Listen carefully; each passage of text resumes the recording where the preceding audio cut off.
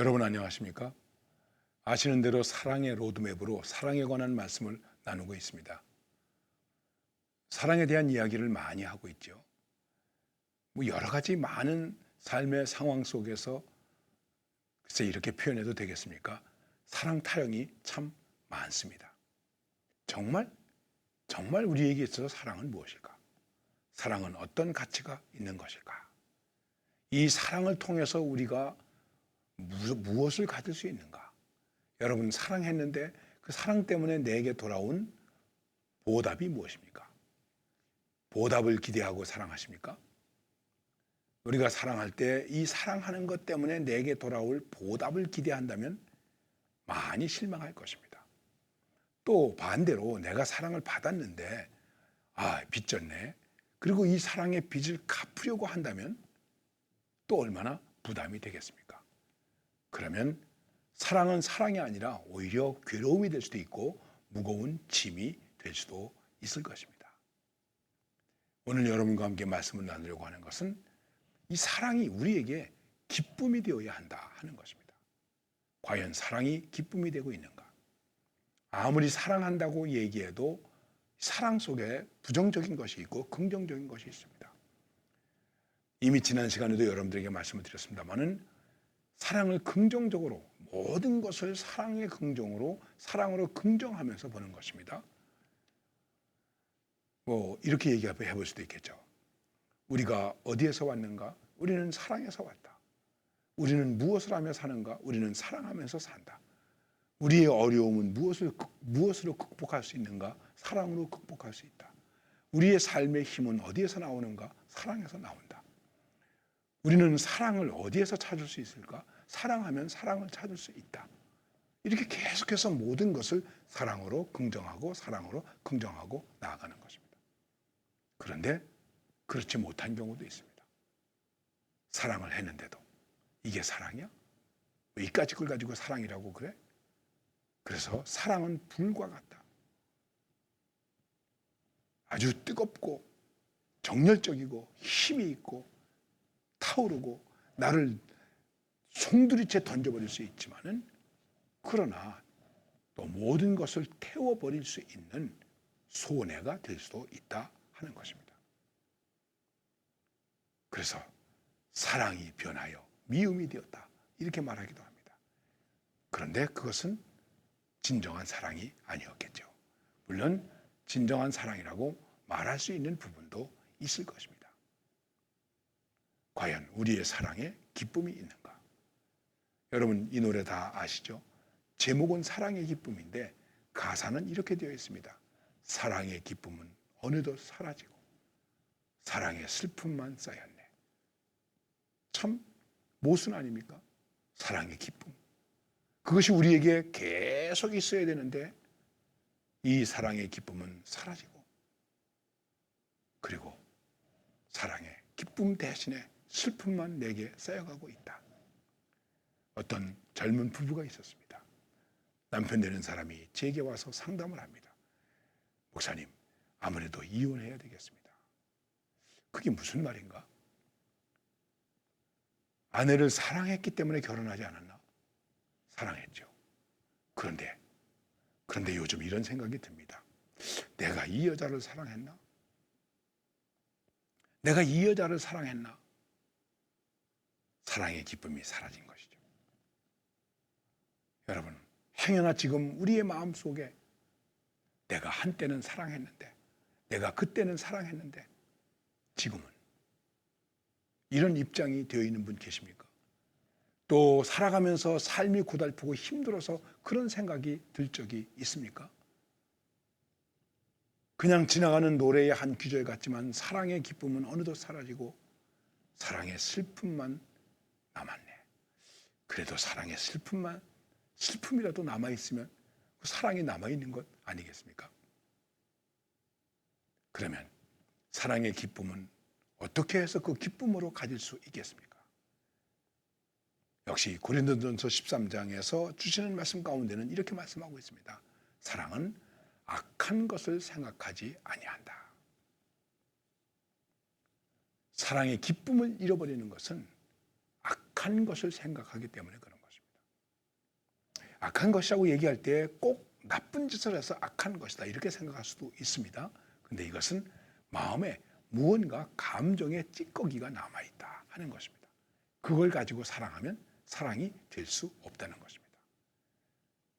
사랑의 기쁨을 잃어버린다는 것입니다. 얼마든지 사랑할 수 있죠. 사랑하는 것처럼 할 수 있겠죠. 악한 마음을 가지고 있으면서, 나쁜 감정을 가지고 있으면서 어디 두고 보자. 언젠가는 내가 뒤집을 거야. 한번 걸리기만 해봐라. 그러면서도 지금은 아무렇지도 않은 것처럼 뭔가를 해주고 사랑하는 것처럼 해주고 배려해주고, 그거는 우리 속에 사랑의 기쁨을 다 앗아버리는 것입니다. 어떤 경우에도 우리는 나쁜 감정을 가져서는 안 됩니다. 좋은 감정을 가져야 됩니다. 어떤 분이 건강에 대해서 말하는데 이렇게 말하더라고요.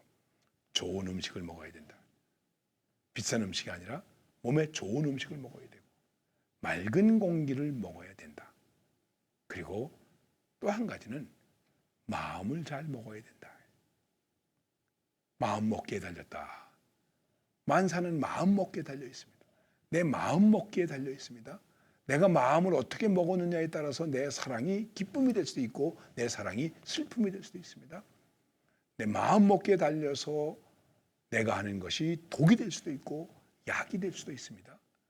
여러분 어떻습니까? 그래서 성경이 말합니다. 악한 것을 생각하지 아니한다. 그리고 또 한 번 말씀하기를 이렇게 말씀하고 있습니다. 불의를 기뻐하지 아니한다. 불의를 기뻐하지 아니한다. 비슷한 얘기죠.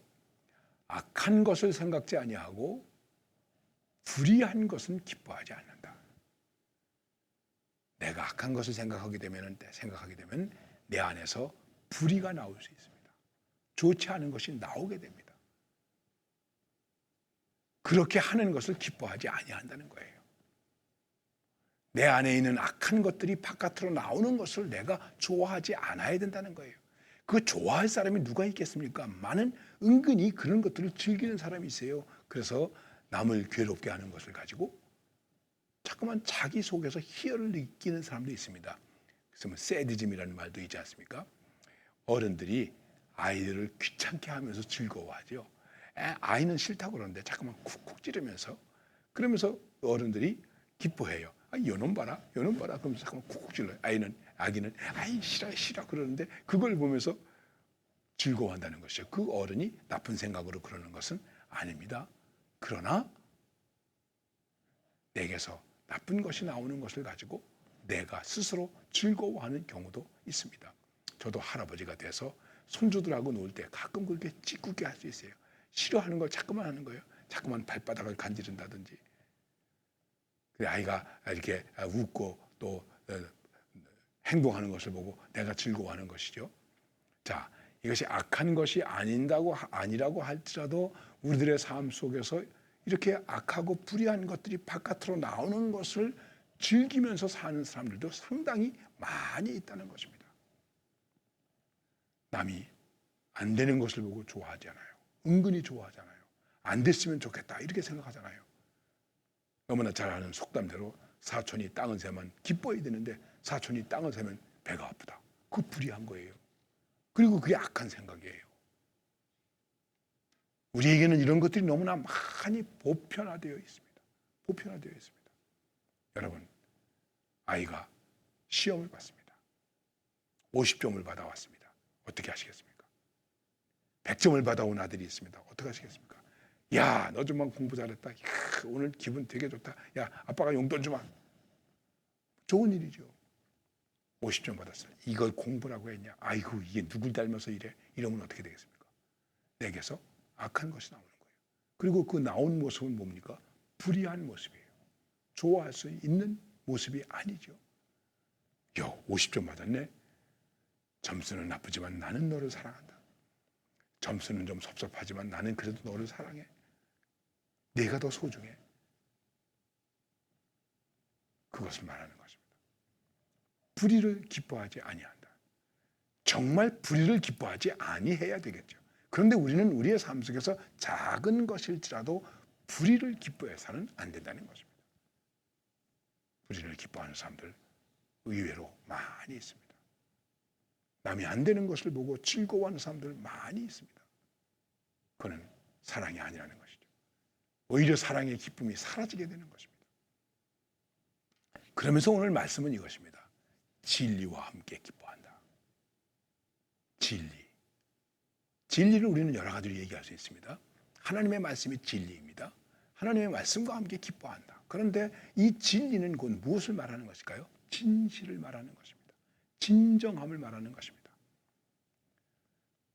하나님은 영이시니 예배하는 자가 신령과 진정으로, 그 진정으로, 이 옛날 말에는 신령과 진리로 이렇게 말씀하고 있습니다. 진정으로, 진리로. 진리와 진정은 같은 선상에서 이해할 수 있는 것입니다. 그러니까는 진정성을 가질 때 그것이 기쁨이 된다는 것입니다. 진정성을 잃어버리면 어떻게 될까요? 이제 말씀드린 것처럼 악한 것을 생각하게 됩니다. 불의한 것을 좋아하게 되는 어리석음을 갖게 되는 것입니다. 지금 나의 삶의 모습의 진정성이 무엇인가? 이거를 보여줘야 됩니다. 다른 사람은 어떻게 이해하든지 간에 혹시 이해하지 못한다고 할지라도 나는 진정성을 가지고 있어야 됩니다. 글쎄요, 그렇게 생각할 수 있을까요? 예수님께서 베드로에게 내가 나를 사랑하느냐? 네, 제가 주님을 사랑합니다. 2번 물어봤습니다.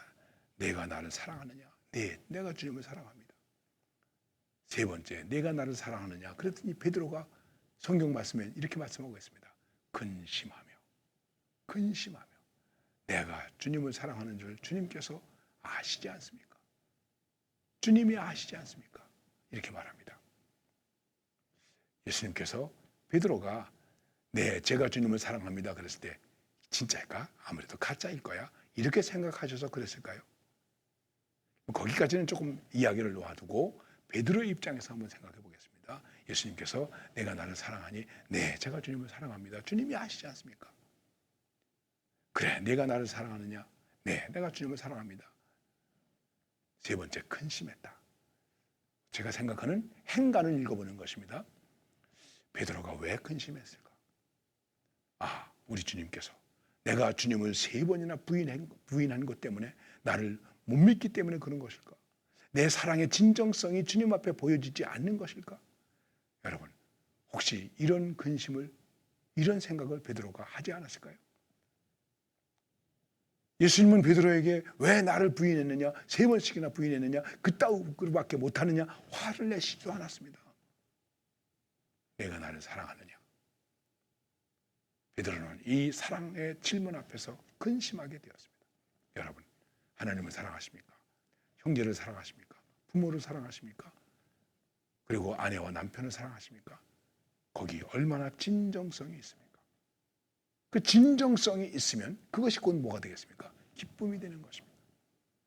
그래서 베드로는 주님을 진정으로 사랑하게 되었고 주님을 위해서 십자가에서 거꾸로 죽어도 그는 그것이 자신에게 은혜고 기쁨이 된 것이 나타나는 것입니다. 그의 삶 속에 나타나는 것입니다.